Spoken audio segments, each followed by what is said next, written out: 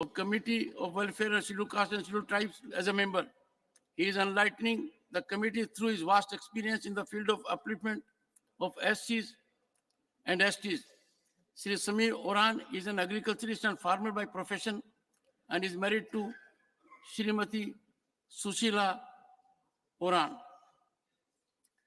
Srimati S. Fagnon Konak has been a member of this August House since April 2022 and serving a first term. Honorable members, I would like to share that through her untiring efforts, she has been instrumental in admitting a large number of children aged between 6 and 14 years who would drop out or never enrolled to school into formal schooling in Mon Educational Block Resource Center, EBRC, and Aboy EBRC, which covers 37 villages.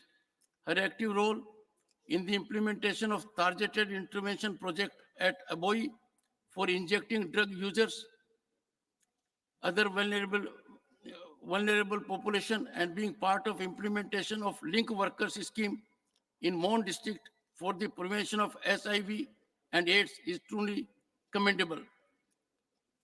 She also played an important role in initiation of the process of documenting Konyak cultural heritage.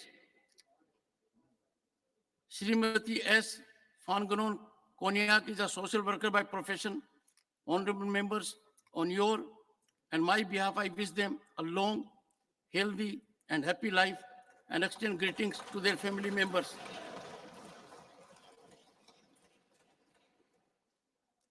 Honorable members, I have to inform the House of the sad demise of the President of the Republic of Namibia, His Excellency Dr.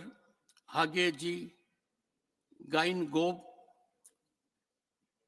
He was a freedom fighter, a statesman, chairman of the Constituent Assembly that formulated the Namibian Constitution, the first Prime Minister of independent Namibia, and the third President of the country. He dedicated his entire life to the welfare of his people and development of his country. President Gain Gob was a friend of India. President Gain Gob's role in facilitating relocation of 8 Namibian cheetahs to India in September 2022 is greatly admired. On behalf of this House, we express our deepest condolences to the government and the people of Namibia. We share our sympathies with his family, friends, and admirers. We deeply mourn the passing away of His Excellency Dr. Hage G. Gain Gob. I request members to rise in their places and observe silence as a mark of respect to the memory of the departed.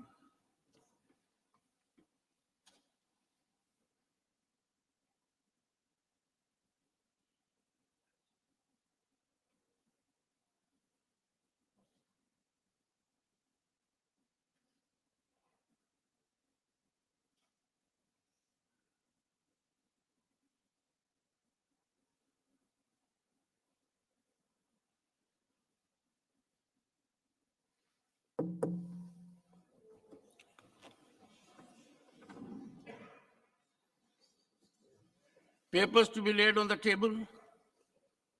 General Retired V.K. Singh. Sir, with your permission, I rise to lay papers on the table of the House as mentioned against my name at serial number 2 in the list of business today. Sri Pankaj Chaudhary. माननीय सभापति जी, मैं आज की कार्यसूची में मेरे नाम के सामने मत संख्या 2 पर वर्णित कागजात आपकी अनुमति से सदन के पटल पर रखता हूं. Sri Rajiv Chandrasekhar. I rise to lay the paper mentioned against my name at serial number 3 in today's revised list of business in Rajyasabha, sir. Thank you. Sri Rameshwar Teli. महोदय, मैं आपकी अनुमति से आज की कार्यसूची के क्रम संख्या 4 पर मेरे नाम से उल्लिखित दस्तावेज राज्यसभा के पटल पर रखता हूं. श्री कौशल किशोर. सभापति महोदय जी, आपकी अनुमति से मैं आज की कार्य सूची में क्रम संख्या 2/5 पर मेरे नाम के समक्ष सूचीबद्ध कागजातों की एक प्रति हिंदी व अंग्रेजी में सभा पटल पर रखता हूँ। Shri V. Muralidharan. Respected Chairman, sir, with your permission, on behalf of my colleague Sri Ajay Bhattji, I rise to lay the papers listed against his name at serial number 6 in today's list of business. Shri Pankaj Chaudhary. सहयोगी श्रीमती निर्मला सीतारमण की ओर से व्याख्यात्मक ज्ञापन सहित वित्त मंत्रालय राजस्व विभाग की निम्नलिखित अधिसूचना की एक प्रति अंग्रेजी तथा हिंदी में सभा पटल पर प्रस्तुत करता हूं। पेट्रोलियम फूड के उत्पाद पर विशेष अतिरिक्त उत्पादन शुल्क को 1700 रुपया मीट्रिक टन से बढ़ाकर रुपये 3200 मीट्रिक टन करने के लिए दिनांक 19 जुलाई 2022 की अधिसूचना क्रमांक 18/2022, केंद्रीय उत्पादन शुल्क को संशोधित करने के लिए दिनांक 2 फरवरी 2024 की अधिसूचना संख्या 5/2024 केंद्रीय उत्पादन शुल्क। We have Mr. K.C. Venugopal here. I tried contacting him yesterday also. He was in the flight. I was telling the house, you chose the name of your children very carefully, Gokul and Parvati. Report of the Department-related Parliamentary Standing Committee on External Affairs, Dr. Ashok Kumar Mittal. Sir, with your kind permission, I rise to lay on the table of the House a copy in English and Hindi of the 28th report of the Department-related Parliamentary Standing Committee on External Affairs, 17th Lok Sabha, on the subject countering global terrorism at regional and international levels, as listed against my name in today's revised list of business. Statement by Minister Shri Hardeep Singh Puri. Sir, with your permission, I rise to make the half-yearly statement regarding the status of implementation of the recommendations contained in the 19th report of the Department-related Parliamentary Standing Committee on Housing and Urban Affairs on demands for grants 2023-24 pertaining to the Ministry of Housing and Urban Affairs. Sir, I lay the statement. Honorable members, I have received one notice under Rule 267. The notice does not merit admittance. Matters raised with permission. Shri Samir Urang.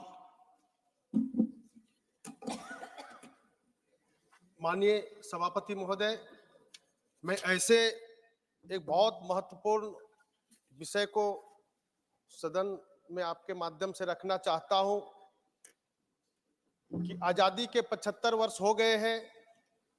Gumla जिला में आज तक rail line नहीं पहुंचा है। मैं बार बार सदन के माध्यम से आग्रह कर रहा हूं कि लोहरदगा से लेकर के कोरबा, ये धर्मजयगढ़ से कोरबा का लाइन प्रारंभ हो गया है रेल लाइन, और धर्मजयगढ़ से लोहरदगा 291 किलोमीटर है। ये कई बार इसका सर्वे हो रहा है, लेकिन ये निर्माण कार्य आगे नहीं बढ़ पा रहा है। गुमला, जसपुर ये जनजाति बहुल क्षेत्र है, वहां से हमारे जो है देश के सेवा करने के लिए कई ऐसे सैनिक वहां देश की सेवा कर रहे हैं, और एक बहुल जनजाति बहुल क्षेत्र है। इसलिए मैं आपके माध्यम से माननीय रेल मंत्री जी से मैं आग्रह करना चाहता हूं कि ये जो है सर्वे होने के बाद यथाशीघ्र यह रेल लाइन बने, जिससे कि गुमला से जसपुर और धर्मजयगढ़ से कोरबा, और इधर जो है जसपुर गुमला से रांची तक जा करके वहां के जो सैनिकों के लिए रेल की सुविधा हो सकती है। वहां किसान हैं, किसानों को फल सब्जी के लिए आगे वो बढ़ सकते हैं। इसी के साथ साथ वो माइनिंग एरिया भी है, और इन सारे सुविधाओं से वो आगे बढ़ सकते हैं। इसीलिए मैं बार बार आग्रह करता हूं कि माननीय रेल मंत्री जी इसको यथाशीघ्र निर्माण कार्य को आगे बढ़ाएं। धन्यवाद माननीय Samir Oraon ji. Honourable Shri Vaiko subject need to release national disaster relief fund to Tamil Nadu without delay. Honorable Deputy Chairman, sir, the recent heavy rains and floods due to Cyclone Machong, which devastated 5 districts of Tamil Nadu, namely Chennai, Tiruvallur, Kanjipuram, Chengalpattu, caused loss of life and damages to vast public and private property. Followed by these unprecedented heavy rains and waterlogging and floods in 5 districts, Tirunelveli, Thoothukudi, Kanyakumari, Chengalpattu, Tiruvallur, resulted in destruction of public infrastructure and made lakhs of people homeless. I have requested the Honorable Prime Minister and Home Minister through my letter dated 19th December to send a central team to visit disaster-prone areas for release of financial assistance. Our Honorable Chief Minister Thalapathy Stalin also requested for release of rupees 37,000 crore for providing relief to the disaster-affected people and to improve the public infrastructure which was damaged.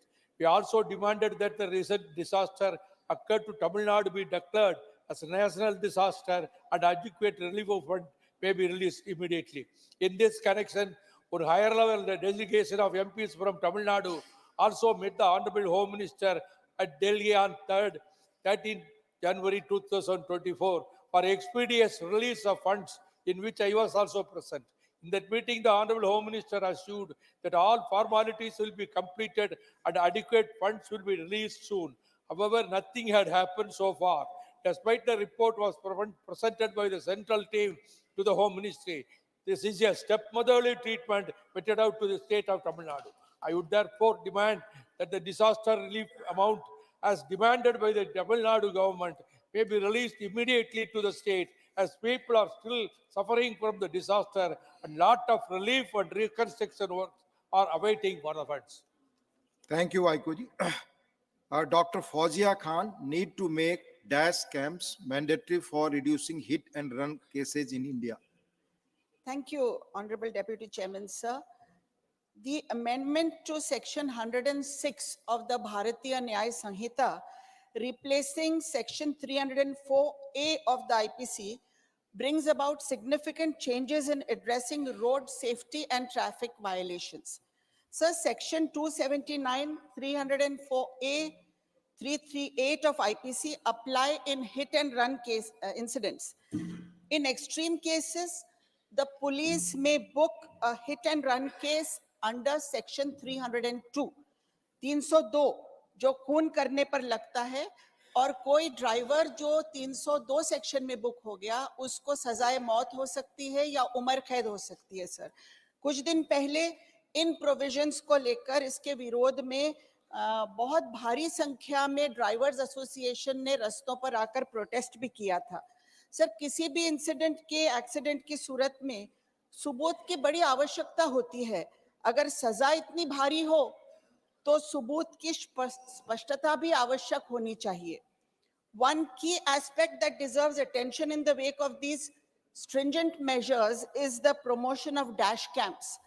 Dash cams have emerged as a valuable tool that can provide concrete evidence in the event of a road accident. So most countries in the world have adopted this on a large scale.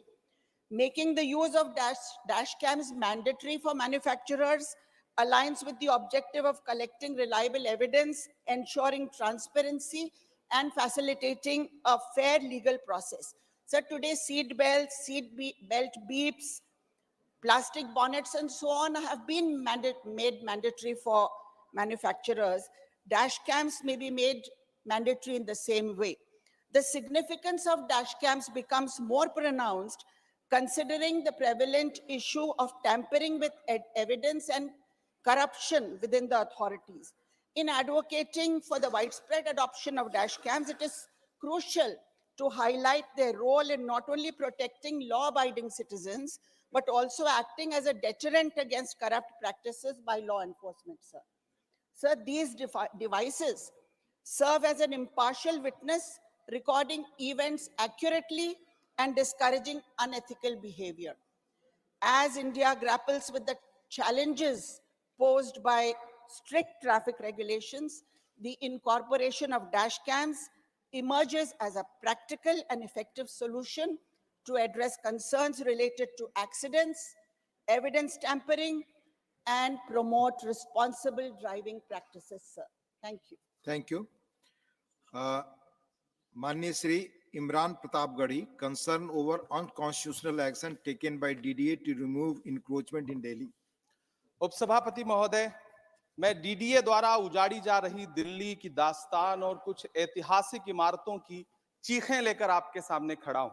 एक दो जख्म नहीं, सारा बदन है छलनी, दर्द बेचारा परेशान है कहां से उठे। इसी 26 जनवरी को भारत के मेहमान फ्रांस के राष्ट्रपति मैक्रोन को रूहानी दिल्ली का दीदार कराने के लिए हमारी सरकार निजामुद्दीन औलिया की दरगाह पर लेकर गई थी। मेरी आंखों में एक तरफ तो यह तस्वीर है और दूसरी तरफ इसी सरकार के इशारे पर रात के अंधेरे में जमींदोज कर दी गई सैकड़ों साल पुरानी मामा भांजा, मंडी हाउस, काका नगर की छोटी छोटी मजारें हैं जो पूछ रही हैं कि हमें तोड़ा क्यों गया। उपसभापति महोदय, अबू धाबी जाकर शेख जायद मस्जिद में मुस्कुराते हुए सेल्फी लेने वाले प्रधानमंत्री जी को मेहरौली की 700 साल पुरानी अखूंजी मस्जिद के टूटने की चीखें क्यों नहीं सुनाई पड़ती। डीडीए के अधिकारी सुबह 5 बजे अंधेरे में मेहरौली में एक मस्जिद, बच्चों के पढ़ने का मदरसा और एक मंदिर को जमींदोज कर देते हैं। जो डीडीए 1957 में गठित हुआ वो अपनी पैदाइश से कई सौ साल पहले पुरानी मेहरौली मस्जिद को अतिक्रमण बताता है। क्या विकास प्राधिकरण संसद के बनाए हुए 1991 वर्षिप एक्ट को नहीं मानते?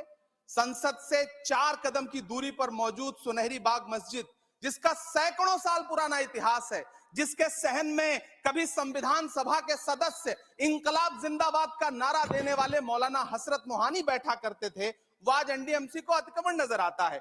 जिस मस्जिद को लुटियन बसाने वाले अंग्रेजों ने नहीं ढहाया, उसे एनडीएमसी और डीडीए उजाड़ना चाहती है। आखिर कब रुकेगा यह सिलसिला? तुझको कितनों का लहू चाहिए अर्ज़े वतन, कितनी आहों से कलेजा तेरा ठंडा होगा। दूर कहीं अशफाकुल्ला खान, बीर अब्दुल हमीद, ब्रिगेडियर उस्मान की रूहें क्या सोचती होंगी? जामा मस्जिद की वो सीढ़ियां क्या सोचती होंगी जहां खड़े होकर कभी मौलाना आजाद ने लोगों को अपनेपन का यकीन दिलाया था। गैजेट, हेरिटेज, सैकड़ों साल का वजूद क्या हमारी संस्थाओं के लिए कोई मायने नहीं रखते? मैं आपके माध्यम से इस सदन से पूछना चाहता हूं और सरकार से पूछना चाहता हूं कि सरकार देश को बताए कि वो 700 साल पुरानी इमारत को गैर कानूनी तरीके से जमींदोज करने वाले डीडीए के अधिकारियों के खिलाफ क्या कार्रवाई करेगी। वो देश को यह विश्वास दिलाए कि स्वतंत्रता आंदोलन से लेकर इस नए भारत के निर्माण तक सैकड़ों कहानियों की गवाह सुनहरी बाग मस्जिद को सुरक्षित रखा जाएगा। विरासतों को सहेजा जाता है, उनसे नफरत नहीं की जाती, उन्हें उजाड़ा नहीं जाता। धन्यवाद। Thank you. Manya Shri V. Vijay Sai Reddy, subject demand to withdraw the draft de-reservation policy proposed by UGC. Thank you, Deputy Chairman, sir. Sir, as per the data submitted to the Lok Sabha in the month of August 2023, 4% of the professors and 6% of the assistant professors working in central universities belong to OBC. Sir, this number stands at 7% in the case of SCs and mere 1.5% in the case of STs. Sir, quite surprisingly, University Grants Commission, UGC, has issued recently draft guidelines de-reserving the vacancies meant for SCs, STs and OBC candidates in higher educational institutions and open up them for general category. This is very much unconstitutional and unwarranted, sir. The guidelines clearly state the ban on de-reservation of reserved vacancies in direct recruitment might be lifted in exceptional cases. I really don't understand what exceptional cases and that are prevailing now for the UGC to take such a the unconstitutional steps, sir. Sir, I draw your kind attention to the Central Educational Institutions Reservation Teachers Cadre Act 2019 clearly prohibits the de-reservation. Sir, the general procedure that is being followed and throughout India, in all, not only in respect of educational institutions, but even in respect of other government bodies, non-government bodies also, unfilled quota positions in universities, in the case of SC, STs and OBCs. And if they are not filled and unfilled and re-advertised and then special recruitment drives are carried out till the suitable candidates are identified, and until the suitable candidates are identified and these vacancies are filled, this procedure will go on, and there's no occasion and there is no reason why this should be de-reserved, sir. Sir, my sincere appeal to the government to prevent UGC from implementing such draft guidelines that erode the constitutional rights and protections which have been conferred on SCs, STs, and OBCs for in the case of reservation, sir. I urge the government to ensure that the vacant positions reserved for these OBCs, SCs, and STs are expeditiously filled, and concerted efforts should be made. Thank you very much, sir. माननीय विजय साई रेड्डी जी। माननीय Shri Ajay Pratap Singh, demand to include Koल tribe in particularly vulnerable tribal groups, PBTG। माननीय उपसभापति महोदय, मैं आपके माध्यम से सदन का और सरकार का ध्यान कोल जनजाति की तरफ आकर्षित करना चाहता हूं। यह सर्वविदित तथ्य है कि मध्य प्रदेश में सर्वाधिक जनजातीय आबादी निवास करती है। मध्य प्रदेश की आबादी का लगभग 21% आबादी जनजाति भाइयों की है। इन जनजाति भाइयों के बीच में लगभग 7.68% आबादी कोल जनजाति की है। मध्य प्रदेश की यह तीसरी सबसे बड़ी जनजाति है। इसका उद्गम स्थल कहा जाता है रीवा जिले के फरेंदा गांव या कुराली गांव में है। ये जो कोल जनजाति है, इसके शैक्षणिक, सामाजिक और आर्थिक पिछड़ेपन के अध्ययन के लिए मध्य प्रदेश सरकार ने एक समिति का गठन किया था। उस समिति ने सतना जिले के 5 गांवों का सैंपल के तौर पर चयन करके उनका जो अध्ययन किया है, उसके निष्कर्ष से मैं इस सदन को अवगत कराना चाहता हूं। उसके निष्कर्ष के अनुसार कोल जनजाति के मध्य जो शिक्षा का प्रतिशत है सतना जिले में, वो लगभग 32% है। सतना जिले की आबादी लगभग 22 लाख है। 22 लाख में से कोल जनजाति 2,68,000 है। 2,68,000 के बीच में मात्र चंद सैकड़ा लोग ही स्नातक हैं। कुछ लोग ही 12वीं की कक्षा पास किए हुए हैं। कोल जनजाति के लोगों के पास आजीविका का कोई साधन नहीं है। ये सामान्यतः मजदूरी करते हैं अथवा खेतीहर मजदूर हैं। बड़े शहरों में रिक्शा चलाते हैं। इनके पास आवास के लिए भी कोई अपनी जमीन नहीं है। ये अन्य जाति के किसानों की जमीन पर बसे हुए हैं अथवा सरकारी भूमि पर बसे हुए हैं। इनका ये जो मुद्दे हैं, ये जो समस्याएं हैं इस कोल जनजाति की, इसको हल करने के लिए मेरा सरकार से आग्रह है कि जो अभी प्रधानमंत्री जनमन योजना लागू की गई है पीवीजीटी ट्राइब के लिए, उसके तहत या तो कोल जनजाति को पीवीजीटी ट्राइब के अंतर्गत शामिल किया जाए अथवा प्रधानमंत्री जनमन योजना का विस्तार कोल जनजाति तक किया जाए, जिससे कि उनका जो आर्थिक, शैक्षणिक और सामाजिक पिछड़ापन है वो दूर हो सके और विकास की मुख्य धारा में सम्मिलित हो सके और उनका भी उत्थान हो सके।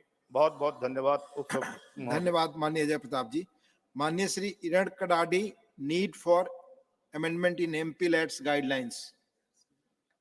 माननीय श्री इरण कडाडी, नॉट प्रेजेंट। माननीय Shri Mujibulla Khan, demand to increase the supply of fertilisers to Odisha. उपसभापति महोदय, आज आप बोलने का मौका दिया, इसलिए मैं आभारी हूं। सर, उड़ीसा में किसानों के लिए फर्टिलाइजर का बहुत कमी है।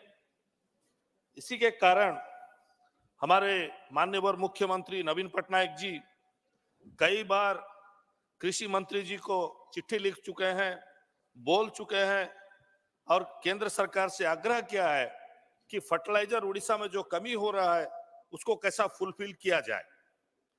नेशनल लेवल का अगर देखा जाए सर, तो पर हेक्टर 137 मतलब 1 क्विंटल 37 केजी पर हेक्टर खर्चा होता है या फिर केंद्र सरकार देती है, लेकिन उड़ीसा में 66.17 माने 66 किलो ही फर्टिलाइजर दिया जाता है। उसका मतलब काफी कम है, 50% करीब करीब कम दिया जाता है। इसीलिए हमारा डिमांड है सर, क्योंकि एग्रीकल्चर सेक्टर में उड़ीसा में 76% लोग इन्वॉल्वमेंट है। 87,46,000 हेक्टर में फसलें होती है सर, उसमें 18,79,000 हेक्टर इरिगेटेड लैंड है। इसके बावजूद, इतना डिमांड करने के बावजूद पता नहीं क्यों हमारे फर्टिलाइजर शॉर्टेज हो रहा है। केंद्र सरकार क्यों नहीं सुन रही है मुझे पता नहीं। आपके माध्यम से मैं बोलना चाहता हूं, क्योंकि हमारे उड़ीसा में एग्रीकल्चर फार्मर्स बहुत अच्छा फसल कर रहे हैं। इसी के कारण जो कृषि कर्मण अवार्ड जो दिया जाता है केंद्र सरकार की ओर से, वो उड़ीसा सरकार को 5 बार से ज्यादा दिया जा चुका है। उसका मतलब बहुत ही अच्छा फसल उड़ीसा के किसान लोग कर रहे हैं। सर, मैं आपके माध्यम से इतना कहना चाहता हूं कि पहले दिन ऐसा था, कुछ साल पहले ऐसा था कि लोग खाने को अनाज नहीं पाते थे। छोटे छोटे बच्चों को पेट में अनाज देने के लिए उनके परिवार का जो पिता होता था, जो भी होता था, वो चोरी करके लाके अपने बच्चों को अनाज देता था सर। इसीलिए खेत से अनाज चोरी हो जाएगा, इसके कारण बहुत से किसान रात को खेत में जाके सोते थे, खेत में जाके जगते थे सर। लेकिन आज स्थिति ऐसा है, कोई खेत में जगता नहीं है, कोई खेत में सोता नहीं है, क्योंकि सबके घर में अनाज है सर। उसका मेन कारण है, उसका मुख्य कारण है कि उड़ीसा का सरकार, उड़ीसा के मुख्यमंत्री जो किसानों के लिए जो योजना किए हैं वो उनको लाभ दे रहा है और बहुत सुविधा से किसान अपने परिवार को पोषण कर सक रहे हैं सर। उसमें सबसे महत्वपूर्ण एक योजना है कालिया योजना, जिसके तहत किसानों को 5,000 रुपया हर सालाना दिया जाता है और 50,000 रुपया तक सर उनको बिना इंटरेस्ट के लोन दिया जाता है, जिसके कारण किसान आज उड़ीसा में खुशहाली है। मैं आपके माध्यम से कहना चाहता हूं कि जो ये फर्टिलाइजर शॉर्टेज हो रहा है, कैसा इसको फुलफिल किया जाए। आपके माध्यम से केंद्र सरकार से अनुरोध करता हूं कि उड़ीसा के किसानों को। Doctor Sumer Singh Solanki concern over rising cases of online banking fraud in the country.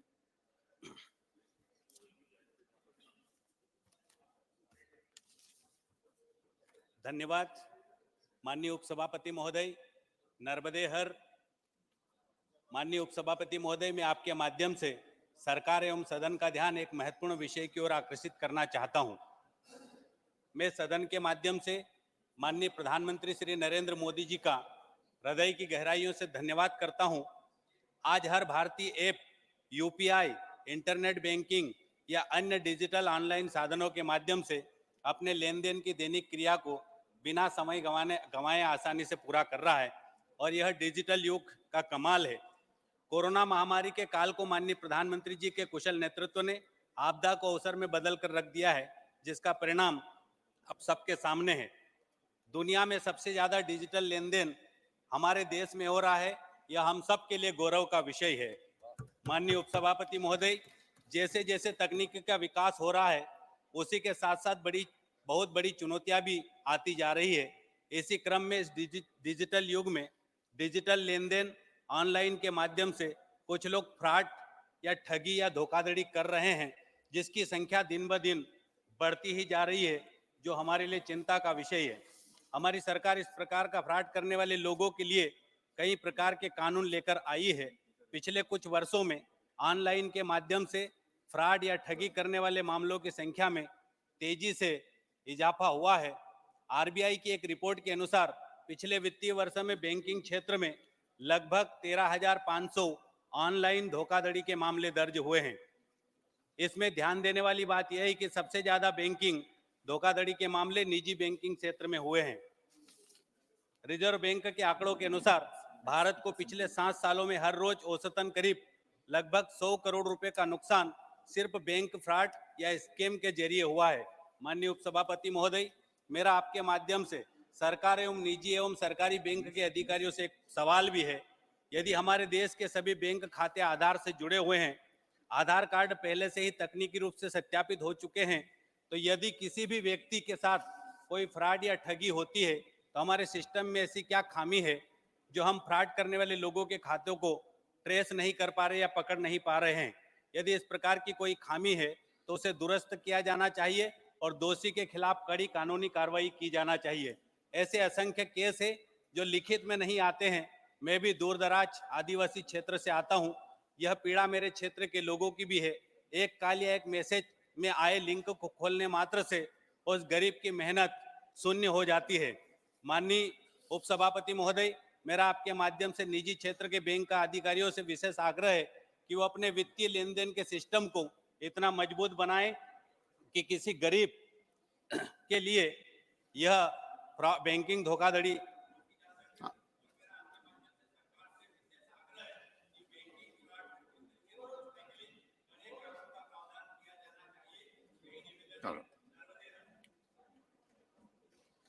Shri Sanjeev Arora.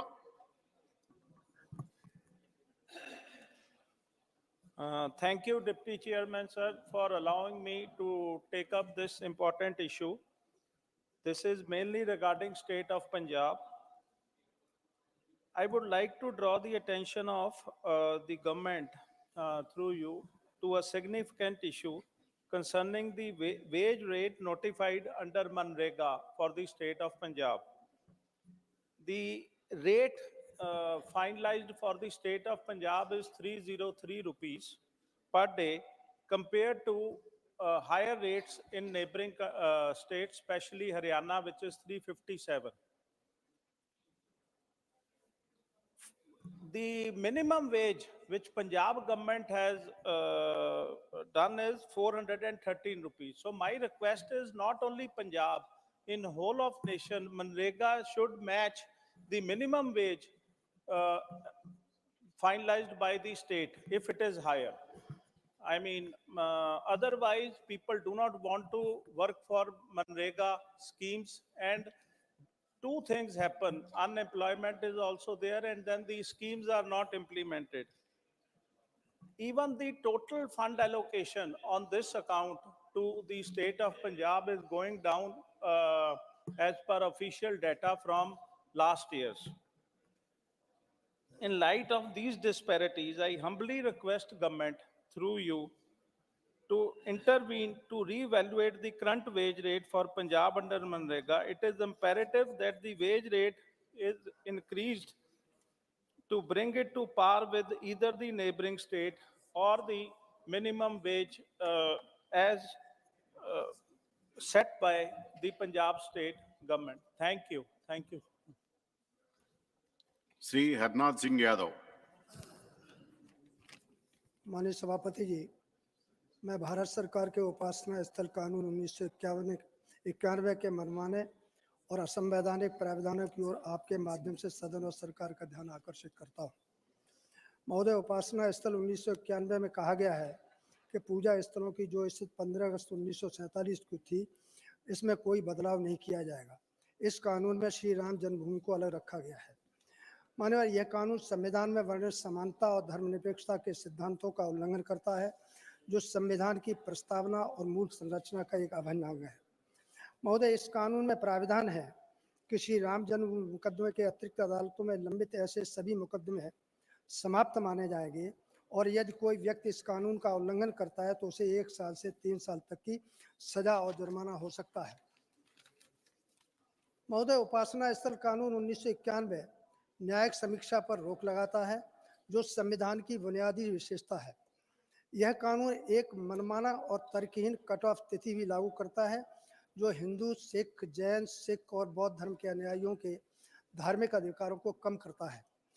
माननीय, मैं प्रधानमंत्री श्री नरेंद्र मोदी जी का अभिनंदन करता हूं। उन्होंने कहा कि आज़ादी के बाद जो लोग लंबे समय तक सत्ता में रहे, वे पूजा स्थलों की महत्ता को नहीं समझ सके और उन्होंने राजनीतिक फायदों के लिए अपनी ही संस्कृति पर शर्मिंदगी होने की प्रवृत्ति स्थापित की। उन्होंने कहा कि कोई भी देश अपने अतीत को भूलकर एवं मिटाकर और अपनी जड़ों को काटकर प्रगति नहीं कर सकता। महोदय, इस कानून का स्पष्ट अर्थ यह है कि विदेशी आक्रांताओं द्वारा तलवार की नोक पर ज्ञानवापी और भगवान श्री कृष्ण की जन्मभूमि सहित अन्य पूजा स्थलों पर जो बलात् कब्जा किया गया, उसे विगत सरकार द्वारा कानूनी रूप से सही ठहरा दिया गया है। मान्यवर, यह कानून मर्यादा पुरुषोत्तम राम और भगवान श्री कृष्ण के मध्य भेदभाव पैदा करता है, जबकि दोनों ही भगवान विष्णु के अवतार हैं। महोदय, यह स्थापित तथ्य है कि समान कृत्यों और समान परिस्थितियों के लिए दो कानून नहीं हो सकते। दूसरे, कोई सरकार किसी भी नागरिक के लिए न्यायालय के दरवाजे नहीं बंद कर सकती। महोदय, यह उपासना स्थल कानून पूर्णतः अतार्किक, असंवैधानिक है। हिंदू, सिख, जैन और बौद्धों को संविधान में प्राप्त धार्मिक अधिकारों का हनन करता है, जो देश के सांप्रदायिक सद्भाव को तोड़ रहा है। अतः मैं आपके और सदन के माध्यम से देश हित में इस कानून को अविलंब समाप्त करने की मांग करता हूं। धन्यवाद।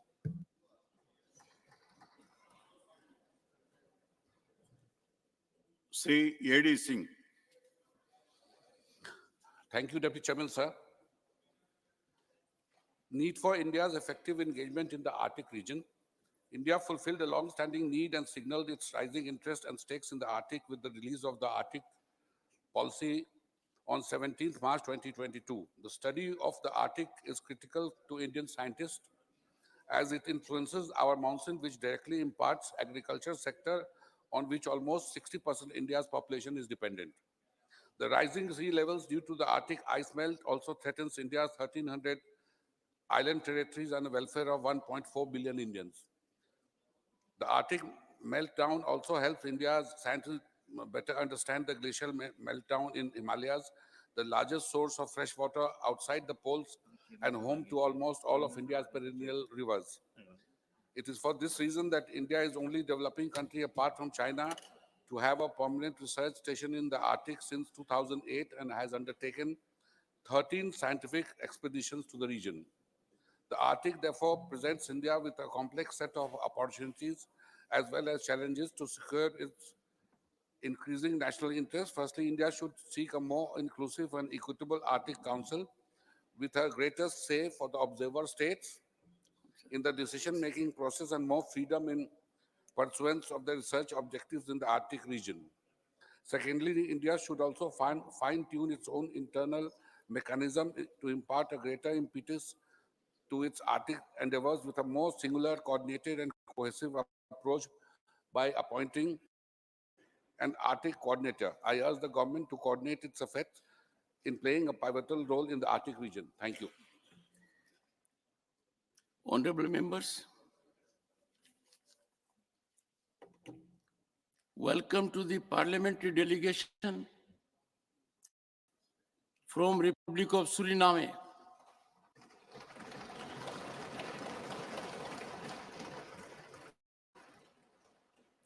Honorable members, I have to make an announcement on my own and your behalf. I have great pleasure in welcoming Sri Marinus Bey, Chairman of the National Assembly of the Republic of Suriname, and the accompanying members of the parliamentary delegation of Suriname who are on a visit to India as our honored guests. The parliamentary delegation from Suriname arrived in India on Sunday, 4th February 2024, and now are seated in the special box. Besides Delhi, they will visit Agra before their final departure from India. We wish them a happy and fruitful stay in our country. Through them, we convey our greetings and best wishes to the members of Parliament of Suriname, the government and friendly people of Suriname.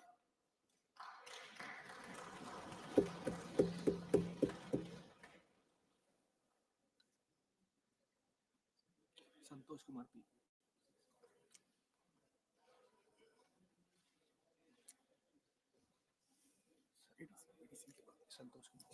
Shri Santosh Kumar P.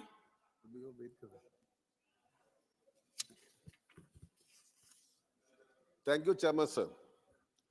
Sir, there is an urgent, I mean, a critical need to increase the minimum wages of our workers in the country. Minimum wage is a concept which is universally accepted for combating poverty and stabilizing the economy. But unfortunately, in our country, the national minimum wage is shockingly low. That is just 178 rupees for 8 hours. So the trade unions, central trade unions, and the Samyukta Kisan Sabha, Samyukta Kisan Morcha are demanding an increase in this, and at least 26,000 rupees must be provided for the workers in our country. As we all know, 90% of the workforce actually are in the informal sector. They don't have any social security, no security for their jobs. So the working conditions are also very miserable. In fact, there is no job contract as such. And in states also, between the states also, there is huge disparity. For example, in Kerala, it is 837 for 8 hours. Whereas in Gujarat, it is 296, and in Tripura, it is 250. So there is huge disparity among the states as well. So we have to enhance the minimum wages. Anup Satyavarthi committee recommended in the year 2019 that at least 375 rupees must be the minimum wage. That is not accepted. And this was revised last in 2017. So I urge the government to increase the minimum wages of our workers who are actually the backbone of our economy. There is a system in government sector and corporate sector to provide DA and to increase salary. But these people are left without any social security or any such system. Then their bargaining capacity is also very low. So once again, I take this opportunity to request the government to take necessary steps to enhance the minimum wage of our poor workers. Thank you, sir. माननीय सदस्य अशोक कुमार मित्तल जी। धन्यवाद। आज मैं इस सदन के सामने दुनिया भर के 3 करोड़ सिख व करोड़ों अन्य श्रद्धालुओं की भावनाओं से जुड़े एक मुद्दे पर सरकार का ध्यान आकर्षित करना चाहूंगा। भारत सरकार टूरिज्म प्रमोशन के लिए बहुत सारी योजनाएं बनाती है, जिसमें एक योजना है स्वदेश दर्शन, जिसमें 5200 करोड़ की कीमत से 76 प्रोजेक्ट शुरू किए जा चुके हैं।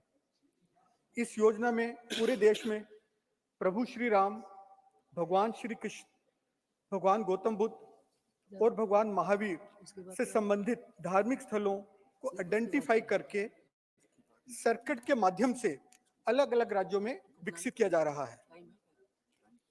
माननीय प्रधानमंत्री श्री नरेंद्र मोदी जी ने कल ही गुवाहाटी में शक्तिपीठ कामाख्या देवी जी के मंदिर की डेवलपमेंट के लिए भी 500 करोड़ रुपए का लागत से बनने वाला शिलान्यास रखा, जिसके लिए भारत सरकार बधाई की पात्र है। मैं पंजाब से आता हूं, जो श्री गुरु नानक देव जी, श्री गोविंद सिंह जी और हमारे अन्य सिख गुरुओं की पवित्र धरती है। इन सभी गुरुओं ने दुनिया को मानवता, धर्मनिरपेक्षता और एक ओंकार का पाठ पढ़ाया है। हमारा महान श्री गुरु ग्रंथ साहब लोगों को निस्वार्थ सेवा करना सिखाता है, समाज से जुड़ना सिखाता है और उन सबको बराबर का सम्मान देना सिखाता है। सिख धर्म के 5 तख्त हैं, श्री अकाल साहब अमृतसर, श्री केसगढ़ साहब अनंतपुर साहब, श्री दमदबा साहब तलवंडी साबो, श्री पटना साहब पटना और श्री हजूर साहब महाराष्ट्र के नंदेड़ में स्थित है। इसके अलावा पूरे देश में सिख धर्म से जुड़े हुए बहुत सारे ऐतिहासिक गुरुद्वारे हैं, जैसे कि गुरुद्वारा श्री हेमकुंड साहब उत्तराखंड, गुरुद्वारा श्री पोंटा साहब और गुरुद्वारा श्री मणिकरण साहब हिमाचल प्रदेश, गुरुद्वारा श्री फतेहगढ़ साहब पंजाब। इन सभी धार्मिक स्थलों की आस्था और मान्यता को देखते हुए पूरे विश्व भर से हर वर्ष करोड़ों की संख्या में श्रद्धालु आते हैं। और मैं सरकार को बधाई दूंगा कि उन्होंने सिख सर्किट के लिए एक ट्रेन भी शुरू कर दी है। अब मेरी मांग है कि स्वदेश दर्शन योजना के माध्यम से सिख सर्किट भी शुरू किया जाए, जिसमें हर राज्य में सिख धार्मिक स्थलों का विकास करके भक्तों और श्रद्धालुओं के लिए बेहतर सुविधाओं का निर्माण हो, ताकि इन सभी धार्मिक स्थलों के बीच बेहतर कनेक्टिविटी दी जाए। इन सभी स्थलों को आपस में व मेट्रो सिटी से रेल, रोड, एयर के माध्यम से जोड़ा जाए, ताकि सभी श्रद्धालुओं को जो पूरे देश से दुनिया से आते हैं इन धार्मिक स्थलों की यात्रा करने का लाभ मिल सके। धन्यवाद। माननीय सदस्य जी, आपका समय समाप्त, अब नोट पर नहीं आएगा। माननीय सदस्य श्री मोहम्मद नदीमुल हक जी। Thank you, Madam. Need to release funds under NFSA owed to Bengal. The Union government has withheld the release of rupees 7,000 crore to a state of West Bengal to procure paddy under the National Food Security Act. The state government has successfully acquired 8.52 lakh tons of paddy for the central pool this fiscal year. The state aims to achieve 80% of its annual procurement target during the ongoing Kharif season, which extends until the end of February. Timely release of funds is crucial, otherwise the entire procurement process may be affected. The halt in funds to Bengal stems from the need for NFSA logos and the Prime Minister's pictures to be put up across all ration shops in the state. Madam, it is ridiculous that the Union government is willing to jeopardize an entire state's food security over a delay in plastering the Prime Minister's image, which is a time-taking task. This is the Union's rationale to withhold the funds. So Madam, let me read out a quote from Prime Minister Modi from 2018, and I quote, "Federalism is no longer the fault line of center-state relations, but the definition of a new partnership of Team India," unquote. However, since the current government has come into power, there has been a systematic deprivation of states, pushing people into distress in regions where they are incapable of winning elections democratically. Madam, the Union government has blatantly carried out anti-federal policies and engaged in fiscal federal terrorism, denying Bengal funds worth rupees 1 lakh crores under several schemes. Despite pleas from a chief minister, party leaders, and beneficiaries, the Union has chosen to remain indifferent. This goes against the very spirit of the Constitution. This goes against the people of Bengal. I challenge you, fight us democratically, fight us in elections, but do not make crores of people suffer for your political vendettas. I urge this government to immediately reimburse rupees 7,000 crore for procuring paddy under the National Food Security Act. Thank you, Madam. माननीय सदस्य श्री जवाहर सरकार जी। अनुपस्थित। श्री राकेश सिन्हा जी है? Yes. Huh?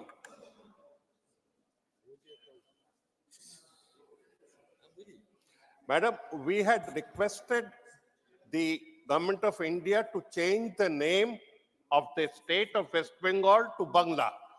This has been pending from 2016. And the West Bengal Legislative Assembly has taken a unanimous resolution that if, say, the name of Odisha can be changed to Odisha. आप subject पे बोलिए, आपका subject ये नहीं है। Demand for vertical ingrain status for simultaneously, Bengal. we have been agitating for the inclusion of Bangla as a classical language. We have taken a resolution on this score, and we have submitted a 4-volume research paper to the Government of India on this subject. We ask for consideration of the details submitted thereon to establish the antiquity of the language of Bangla in syntax, in grammar, and largely in alphabet from the 4th century BC. It is our humble submission that our case as to include Bangla as a classical language be considered positively. माननीय Shri S Selvaganabathy, Shri Brijlal ji, state of. बहुत बहुत धन्यवाद उपसभापति महोदय। उत्तर प्रदेश में भगवान राम मंदिर की प्राण प्रतिष्ठा हो चुकी है और वहां पर शुरुआत में काफी रिस्ट्रिक्शन के बाद फुटफॉल 5 लाख पर डे था। एवरेज वहां पर फुटफॉल हो रहा है 3 लाख। और ये जो फुटफॉल है न केवल अयोध्या में, काशी में और मथुरा में, ये इतना फुटफॉल है कि इससे पर्यटन को बहुत बड़ा बूस्ट मिला है। और उत्तर प्रदेश जो हम 5 ट्रिलियन डॉलर की इकोनॉमी की बात करते हैं, उसमें 1 ट्रिलियन डॉलर योगदान उत्तर प्रदेश का होगा और उसमें सबसे बड़ा जो योगदान होगा धार्मिक पर्यटन का। अयोध्या में के विकसित होने से पूर्वी उत्तर प्रदेश, जहाँ का मैं भी रहने वाला हूँ, वहाँ के लोग विकसित होंगे। काशी में काफी फुटफॉल हो रहा है। जब से वहाँ प्रधानमंत्री मोदी जी ने विश्वनाथ कॉरिडोर का बनाया, जिस तरह से उसको ब्यूटीफाई किया है, उसका बहुत बड़ा प्रभाव पड़ा है हमारे पर्यटन में। उपसभापति महोदय, उत्तर प्रदेश में एक है बुद्धिस्ट सर्किट। बुद्धिस्ट सर्किट के जो 3 मुख्य स्थान हैं, 4 स्थान कहिए, सारनाथ, कुशीनगर, श्रावस्ती और हमारा जिला सिद्धार्थनगर है, जहां पर है कपिलवस्तु जन्म स्थान। कपिलवस्तु 1972 में खुदाई हुई, उसके पहले भी अंग्रेज भी वहां खुदाई करा चुके थे और वहां स्तूपा मिला। वहां पर भगवान गौतम बुद्ध महाराज के पिता सुशोधन महाराज जी का महल मिला और ये केमिकल एनालिसिस से ये प्रूव हो चुका है कि जन्मस्थल है। वहां उनकी अस्थि भी मिली थी जो दिल्ली में रखी हुई है। तो हमारा अनुरोध यह है कि भारत सरकार को ये जो बुद्धिस्ट सर्किट है, इसके विकास पर विशेष ध्यान देना चाहिए। और मैं प्रधानमंत्री जी को साधुवाद देता हूं कि कुशीनगर में उन्होंने इंटरनेशनल एयरपोर्ट की स्थापना, अयोध्या में इंटरनेशनल एयरपोर्ट बन चुका है और ये जो जगहें हैं बुद्धिस्ट सर्किट भी है, वो अयोध्या और काशी यहाँ के आसपास ये बुद्धिस्ट सर्किट हैं। और खासकर मैं कपिलवस्तु के बारे में कहूँगा कि उसको हम लोग उतना कैश नहीं कर पाए। अभी वहाँ पर व्यवस्था नहीं है, होटल्स नहीं है, रुकने के अच्छे स्थान नहीं है और केवल वहाँ पर जो रास्ता है केवल गोरखपुर से और वहाँ तक ट्रेन की उसमें, बस्ती से वहाँ तक बड़ी अच्छी सड़क बन चुकी है। तो मेरा अनुरोध ये है भारत सरकार के कि जो बुद्धिस्ट सर्किट है उसको सुदृढ़ किया जाए, क्योंकि यहाँ पर बहुत से जो बुद्धिस्ट। माननीय सदस्य संगीता यादव जी। माननीय सभापति जी, आपने मुझे भारत में किशोर लड़की और महिलाओं के मासिक धर्म स्वच्छता संबंधी राइट टू हाइजीन पे बोलने का अवसर दिया, इसके लिए मैं आपको आभार प्रकट करती हूँ। यह एक ऐसा सब्जेक्ट है माननीय सभापति जी जो देश की 50% आबादी से जुड़ा हुआ मामला है। और 2017 से लेकर 22 तक जब मैं एमएलए थी तो मैं लगातार बड़े स्कूलों, जितने भी हमारे बच्चियां हैं जो 11 साल से ज़्यादा थी, उन सभी स्कूलों में और जो सेल्फ हेल्प ग्रुप की महिलाएं थी उनमें मैंने फ्री नैपकिन हमें हमेशा बांटने का काम किया 5 साल और जागरूकता अभियान भी चलाया। इसमें माननीय सभापति जी, गांव के हमारे प्रधान, पूर्व प्रधान, जो प्रशासनिक अधिकारी थे, उनका सबका सहयोग मिला। पहली बार ग्रामीण क्षेत्र में ये चर्चा का विषय भी ना, नहीं तो ये बंदिशों में ही हमेशा रहता था। और माननीय सभापति जी, हजारों महिलाओं और बच्चियों को हम लोगों ने गर्भाशय से जुड़े हुए अनेक बीमारियों से बचाया। तो मैं इसमें 0 आवर के माध्यम से मैं आपसे कुछ अपील करना चाहती हूँ।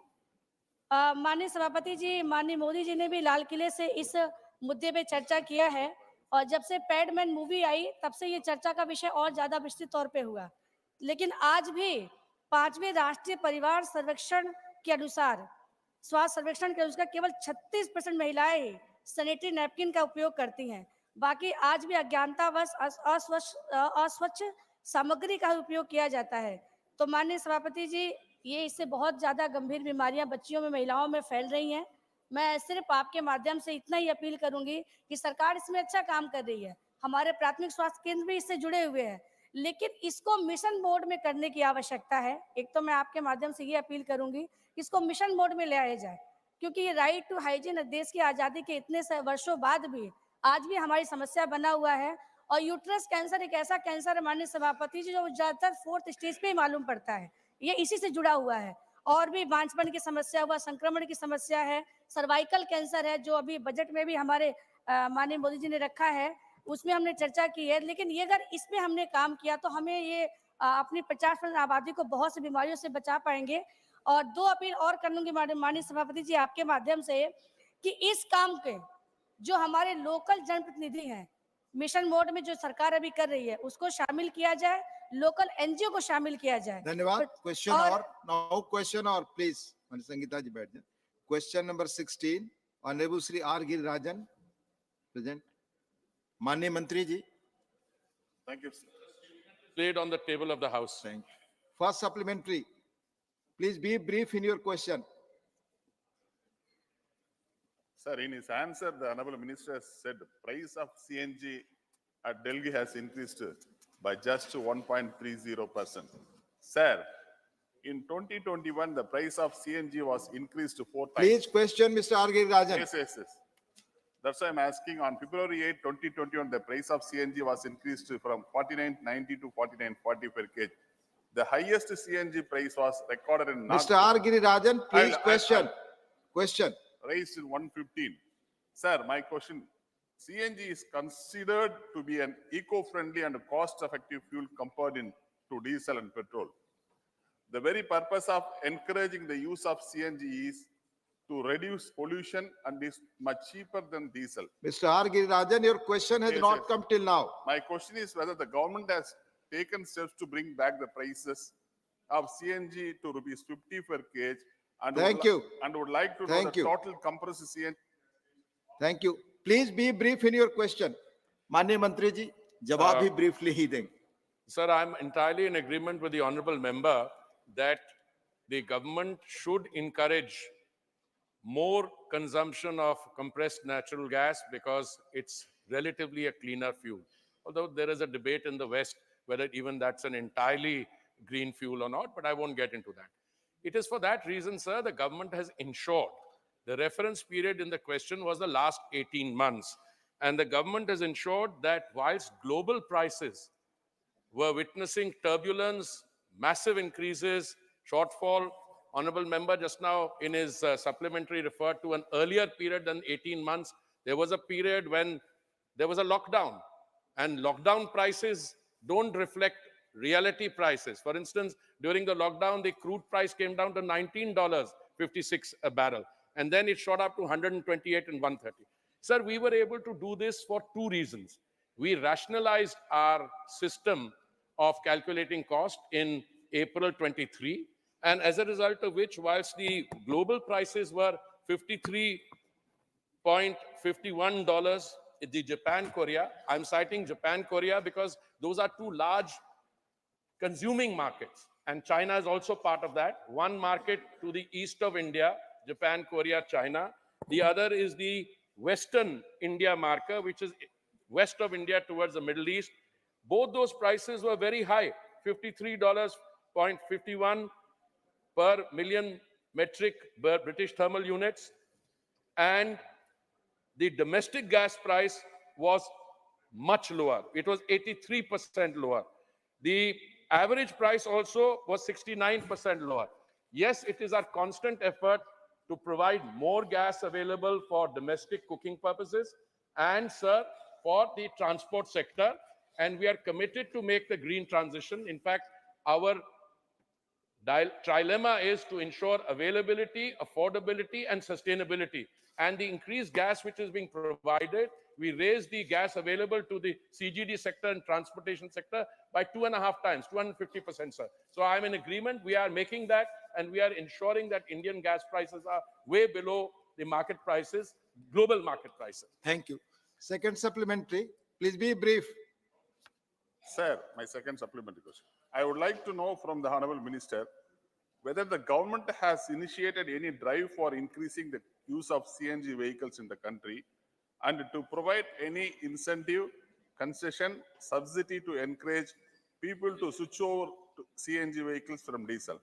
The total number of CNG vehicles in the country as of now, the number of CNG vehicles are expected to hit the road Thank you. before 2030. Thank you, sir. So there is an autonomous process of transition taking place. If you look at the number of CNG vehicles, at the time when international CNG prices went up, there was an apprehension that people would stop buying CNG vehicles. That didn't happen. And the very fact that we can make gas available, natural gas available for the transportation sector at reasonable prices, not linked to market global prices, that itself acts as an incentive. The same is happening also with electric vehicles. But the issue of giving incentives, I think the most important incentive you can give is to make the energy which these vehicles consume available in plenty. And we are taking our overall use of gas in our energy matrix from 6% to 15%. So we are going down that, giving specific incentives, etc. Those are the subjects, I think, of other ministries. But I'm sure the honorable member is aware that that does not pertain to my ministry. Thank you. Dr. Sikandar Kumar. Dr. Sikandar Kumar. Thank you, sir.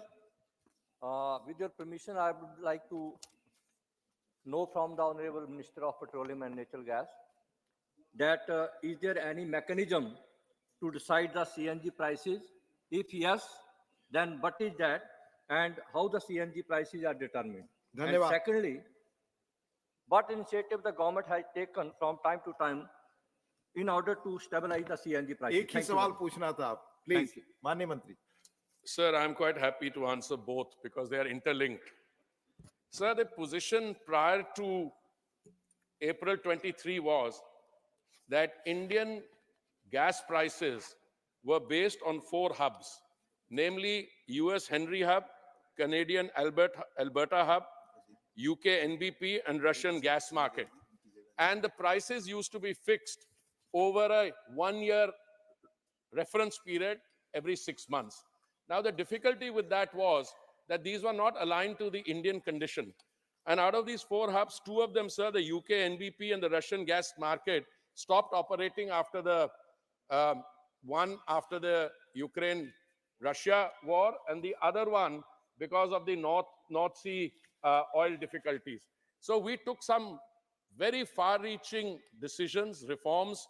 In the month of April 23, we decided to delink the Indian gas price from these 4 hubs, and we aligned them to the Indian crude basket. In other words, 10% of the Indian crude basket. And as a result of which, we were able also to fix the prices every month, and the price of oil now has a price of gas has now a floor and a ceiling. The floor is $4 MMBTU, and the ceiling is $6.5 MMBTU. This immediately resulted in the price in the month of March coming down from March price, the April price, because we took these decisions in April, coming down drastically.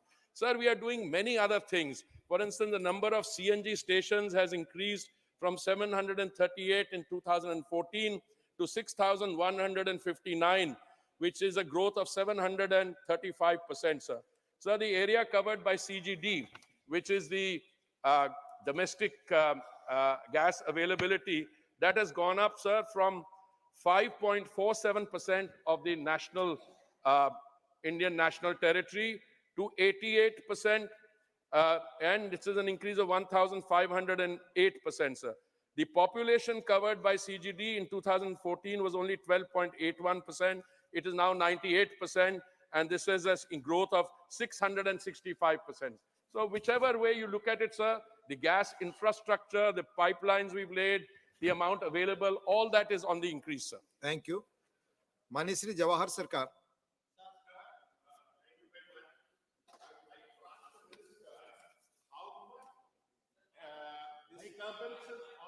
Sea.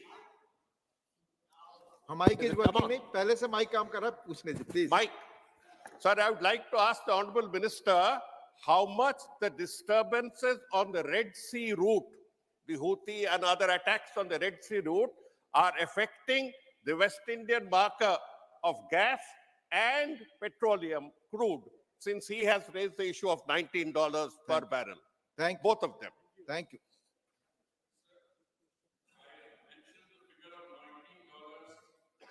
$0.06 I should have added per barrel as the lowest point during the economic lockdown. I'm talking about the period of 2020, I think March to 21, 22. Because the global situation as a result of the pandemic was in a situation of chaos, there was no consumption, so the price came down to $19. Insofar as the developments in the Red Sea area are concerned, sir, I have been asked this question outside this august house, and my answer has always been, yes, we have a certain degree of anxiety because these are non-state actors affecting supply lines, and should those supply lines be disrupted totally. Just now, there is some rerouting taking place on account of that uncertainty, and that rerouting results in higher freight costs, higher insurance costs. But as it is, I say with my fingers crossed that we are reasonably confident that given the goodwill around, these factors making for anxiety will be contained, and we do not have an all-out escalation. Now, if an all-out escalation of hostilities takes place and there is a total supply line, I don't want to name the areas, it's very clear, then of course there would be cause for concern. But so far the international community, their geopolitical equations and the marketplace has adjusted. When I last looked at the price of oil, it had come down, I think yesterday when I inquired, to $77 a barrel. My own feeling is that if the uncertainty in the Red Sea area, particularly the attacks by the non-state actors, if these were not to recur or not in that frequency, or most important, if they were not to escalate and exacerbate, I think this is a manageable situation. Thank you. Sri M. Thambidurai, Manyam M. Thambidurai. Deputy Chairman, sir. Minister, in his reply, he said regarding this natural gas infrastructure, in that he replied, they are going to put operational natural gas pipeline as increased.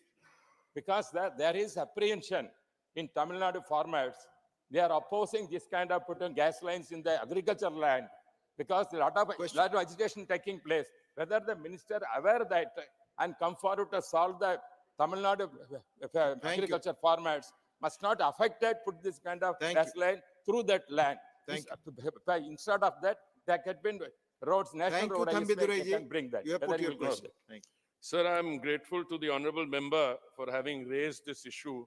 Of course, he wants to inquire whether I am familiar with it. So I'm not only familiar with it, I spend a large part of my waking day to resolve these problems. I just give him one example. I wrote a letter to the Honorable Chief Minister on 2nd October 2021. And this is just one letter I've written. Here, Tamil Nadu Chief Minister. Since you are asked a question on Tamil Nadu, I refer to them. And I said that the Kochi, Kutanad, Mangalore pipeline, KKBMPL project, was conceptualized as part of the ambitious national gas grid. This pipeline was planned to evacuate the regasified LNG from Kochi LNG terminal to transport to various consumers in the states of Kerala, Tamil Nadu, and Karnataka.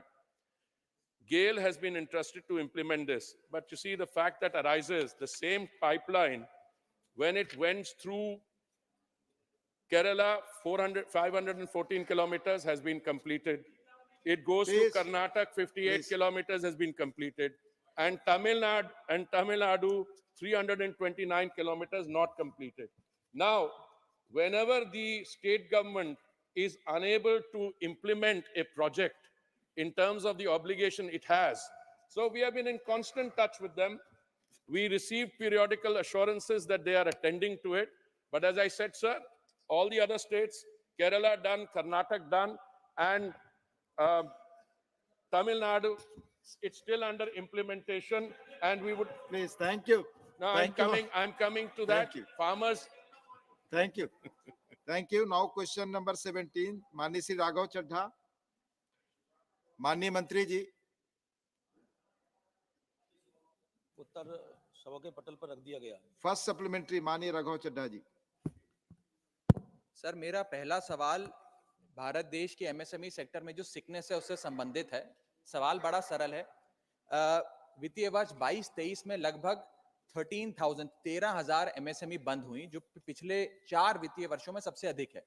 हम ये अगर अनुमान लगाएं कि 50 लोग एक MSME में भर्ती होकर काम करते हैं, रोजगार लेते हैं, तो अगर 13,000 यूनिट्स बंद होती हैं तो लगभग 6.5 लाख लोगों की नौकरी चली जाती। सवाल। और एक फैक्ट और देके मैं सवाल पूछ रहा हूं कि वित्तीय वर्ष 17-18, 18-19, 19-20 में भारत देश के जितने एक्सपोर्ट्स होते थे उसका 50% हिस्सा लगभग एमएसएमई सेक्टर से आता था।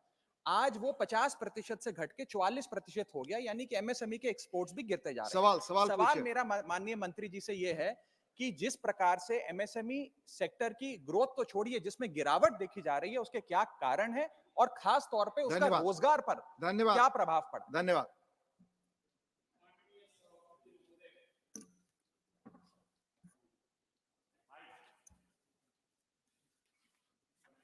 माननीय सदस्य ने जो क्वेश्चन पूछा है कि एमएसएमई के अंदर 19, 20, 21 और 22-23 से 3-4 सालों में जीडीपी में गिरावट आई है, ये उसका कहना है। वैसा एक्सपोर्ट में भी